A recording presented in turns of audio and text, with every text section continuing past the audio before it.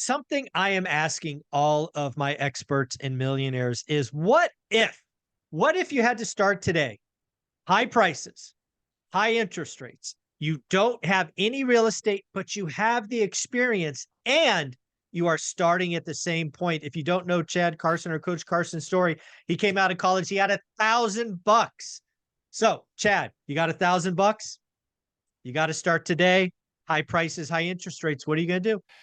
Yeah, I'm just going to look at it from a personal finance standpoint. When I first started, the whole idea was like, how can I put food on the table? How can I pay for my ramen noodles and hot dogs? That's pretty much like I just got to make some. I got to make some money, man. Like, put some Yeah. money in my bank account. I got $1,000, and so there's two games we're playing. That we're playing the cash flow game. How can I make money and put food on the table? But then as quickly as possible, let's get into that wealth building game so that I can get out of this rat race and I have to keep doing this thing. And so I think what I did do, I'll tell you that first, I went into wholesaling and flipping. Mm. And nothing wrong with that. Like I like it. But wholesaling, for those who hadn't heard of it, is basically buying investment properties at a really low price and then marking it up and selling it to other investors at a little bit higher price.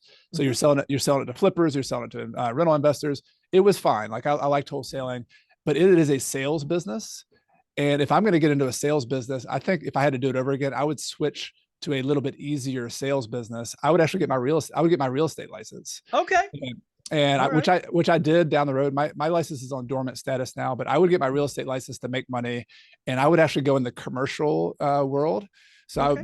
because I understand analysis of properties, I understand I'm willing to door knock. Like I would get my real estate license. I would find a commercial broker I could work under, and I would just start door knocking, direct mail marketing. I would find every multi-unit property in the entire upstate of South Carolina where I live, and I would get to know every one of them. I would be in touch with them, contact them. I would put them on drip campaigns, and I would just try to either list the property, try to get a pocket listing. I'll be talking to buyers as well. I would just be in the know of try to be on every transaction that happens in the commercial multifamily world. And I would focus on a little niche of a certain type of property.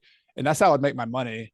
But on the side, I would also be buying rental properties, and some of the strategies we talked about before. If I didn't have any money, I would partner with other people. I would use private money. I would use seller financing. I would go with my whole toolbox. And when I found a deal that I could knock down by myself instead of bringing it to somebody else, then I would keep it and bring a partner in. And I would just balance having the cash flow deals to make a living, commissions, with my long-term wealth building deals. But I'm very confident I could do. I would have some money or some hustle marketing, money just to find those deals. But with a small amount of money and a whole lot of hustle and time, I could drum up a lot of deals and bring the money in from other people. And I would be able to flip deals. I'd be able to do commission deals. I'd be able to buy and hold some deals. And I don't know how long it would take to get out of the rat race, but I bet 3 to 5 years, I'd have a pretty good cash flow coming in. That's amazing, because really when I kind of hear your original story, it's how a lot of people get started, right? I'm going to go get chunk money, right? Wholesale flipping, all of that. And what often happens is that becomes a job that you just have to keep feeding, and you kind of get distracted from your larger goal of buying and keeping assets. Again, my experience. Yes. Where in the new world, you're going to go get your broker's or agent's license, focus on a real estate, a set of buyers and sellers that's much smaller, right? Single family homes, there's more of owner-occupied investors. You're going to go right to commercial. And you're right, with a little bit of hustle, you would very quickly find out who the players are. You would likely in no time get your first kind of, hey, I'm thinking about seller financing. I think it's fair to say that you would build a bigger portfolio with less transactions, right? If you look at unit count. Yep. Because of your focus. That's what I could see with that strategy. Yeah. And I would make big chunks. Like if I'm going to be in the commission business, the reason I would lean towards that, like I like small and mighty, but I like the small properties too. But I think if I'm going to make commissions, if you're a commission salesperson, make a commission on a big number, big deal. Like $1 million, $2 million, $3 million property.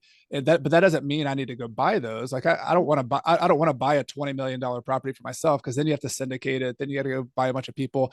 I still want to go my own properties. I'm going to be buying the single family house, the duplex, the fourplex, maybe a 10 or 12plex if I can knock it down with a seller financing and one partner or something. So it's the same mentality, the one deal at a time, one rental at a time, small and mighty. Like I'm still going to take that approach for myself. But when you got to go out and work the rat race, you might as well go big on the rat race and try to make some money. Yeah. Yeah, I think that's really interesting because when you hear a lot of people today, they kind of say it's not possible. And I don't know about you, but that annoys me, right? You're kind of defeating yourself before you've even started. There's lots of ways to get started today. Don't you think?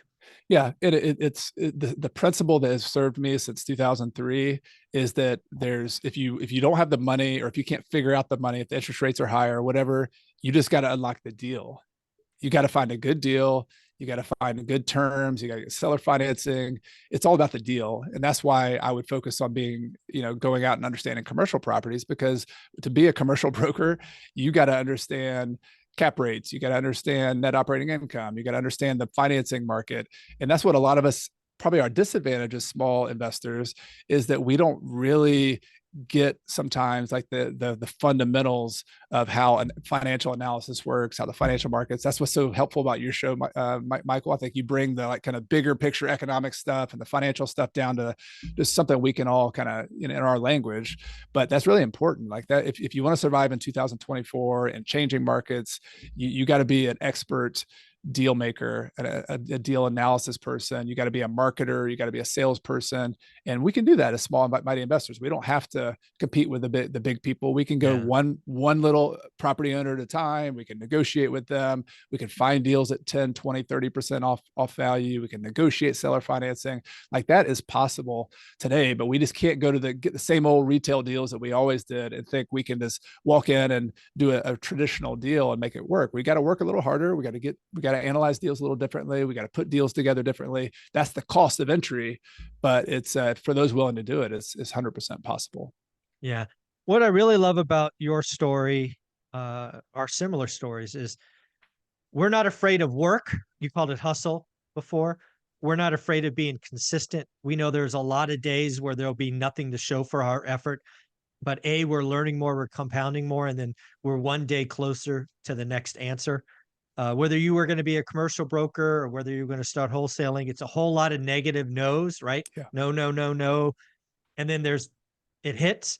Again, it's possible. It takes longer, right? You can often underestimate what you can do, or you overestimate what you can do in a year, but underestimate what you can do in 5. It's so true. And I believe all of that. 100%. Yeah. I think there's going to be a lot of new millionaires made in 2024. I know you've said that as well. This is a big, anytime things are hard, that's when the people people like us are like, let's go. This time to do this. We're excited. And I'm excited in 2024. I'm really feeling that the market's presenting some opportunities. Yeah. I think 2024 is going to be opportunity for the people who focus and do the work. They understand what an average deal is.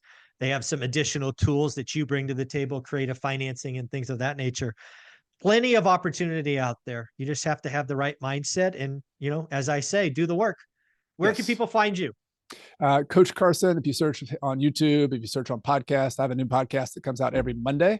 Michael's been one of my more popular interviews on that channel. So you can go find a couple of our interviews in the past, and I would love to have you come check me out. Awesome. Thank you, buddy. Thanks, Michael.